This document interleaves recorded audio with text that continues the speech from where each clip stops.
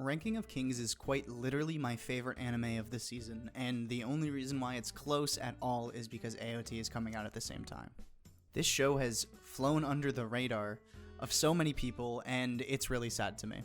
Oh, Nato, it's ranked number 24 on Mal. It's not unheard of. Shh. I've heard no one talk about it, other than some small TikTok commentators that I follow. However, this show is amazing. It is halfway done already, and I love it so much. It has been a while since I have so desperately wanted for a next episode of a show to come out, that it just feels so great to watch this show.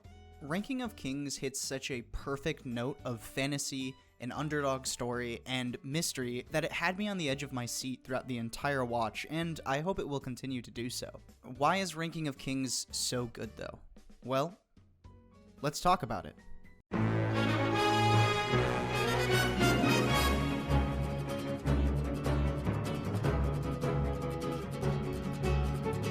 Don't worry, this review will be relatively spoiler-free, because I want you guys to go and watch the show, but I will talk about some scenes in the first couple of episodes. So please, go watch it.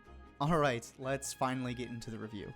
Firstly, the wonderful thing that this show does is establish its main characters and their motivations within the first few episodes of the show, while at the same time keeping the motivations of the side characters unclear. Why is this important? Well, let's get into that.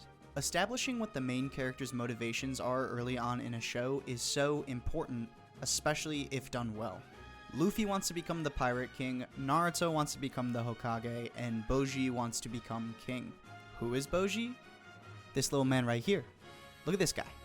What a wonderful, handsome young lad. These motivations and goals make the viewer understand what these characters want and potentially how they are going to achieve them. But what Ranking of Kings does so well is that it undermines its main character by literally taking every bit of strength that Bojji has. He can't talk, he is weak, and everyone makes fun of him in town. But the thing about Bojji that you learn very early on is that he knows this, and he wants to improve and become better. No matter how cursed this young boy is to never grow stronger, his determination and motivation shines through, and that, as a viewer, is what gets you rooting for Bojji. You, as the viewer, understand how much this means to Bojji and how badly he wants to become king. You see him ridiculed, undermined, and outright disrespected, but he always gets back up and tries again. A determined underdog is something that almost anyone can relate to and can be lovely to watch if done well. Now that we've talked about Bojji's motivations, let's talk about the side characters. You are seeing this story from Bojji's perspective, and as much as the motivations of those around him remain unclear, you as the viewer question them just as much as he does. Right when you think a character is on Bojji's side, they betray him. Right as you think someone has it out for Bojji, they end up helping him in the next episode. Every single character in the show has their own set of goals, and these mysteries keep the viewer guessing. However, Ranking of Kings does it well enough not to get one too confused with the different intertwining goals and plots of the characters. Giving Bojji this simple goal, and then having complex side characters with complex motivations around him make it all the more interesting. And on top of that, all the goals and motivations of these side characters still fall back into place. This is why it's done so well. Secondly, the world building in this show is amazing. You have shows like One Piece that have these expansive islands that have their own quirks and history, and it's all shown and laid out to you. This is an example of good world building. However, Ranking of Kings does none of this, but it still builds on its world in another way. You learn so many bits and pieces of the world, but at the same time it keeps you guessing. Things, relationships, creatures will all be introduced to the viewer without them knowing much about it. Then 2 or 3 episodes down the road, those initial questions will be answered, and it will spur on more questions about what you just discovered. This is one form of world building that I love, and it's so fun to watch, theorize, and piece together the world as the show unfolds before you. Another good example of this is Gravity Falls. As you learn more and more about the world of Gravity Falls, you think you know less and less, to be honest. This, however, can lead to plot holes and things never explained, so it takes a talented writer to make it all come together. I hope Ranking of Kings continues on this trend.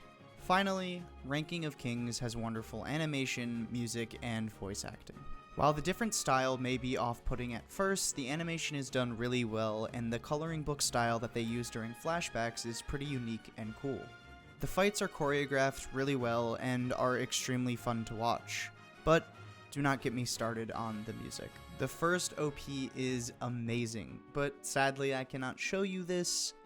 But the sound design and the music choice throughout the show are also wonderful as well. They fit extremely well with the world around Boji, and it springs it to life with the soundtracks, and intense scenes have wonderful tracks to back up the mood. Finally, the voice actors in this show are extremely talented. With voices like Yuki Kaji, who plays Eren in Attack on Titan, and Ayumu Murase, who plays Hinata in Haikyuu, every single character has so much life in them. I know all three of these things may seem simple and something that every anime should have, but when they all culminate together and are done well, it just adds that extra bit of polish to the show. Ranking of Kings, if it continues on its trajectory that it is on now, will certainly clear its way into my top 10 anime. And I sure hope it does. Everything about this show has me on the edge of my seat, and I hope you can enjoy it as well.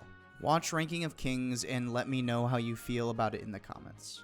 My name is Nato, and I hope you have a wonderful rest of your day. Hey everyone, my name is Nato again, and welcome to the end of the video. I hope you enjoyed it, and I want you guys to know that this was a short one, but it's because I just wanted to get back into the rhythm of uploading again. So, for those of you who are new here, I stream on Twitch on Mondays and Wednesdays at 7 p.m. CST. But today, things are a little bit different. At 6 p.m. today, so basically in about 30 minutes after this video is uploaded, I will be streaming live, so come check it out if you're seeing this right now. My plan is to start uploading weekly on Thursdays, so hope to see you guys every Thursday. Alright, have a great one, guys. Bye-bye.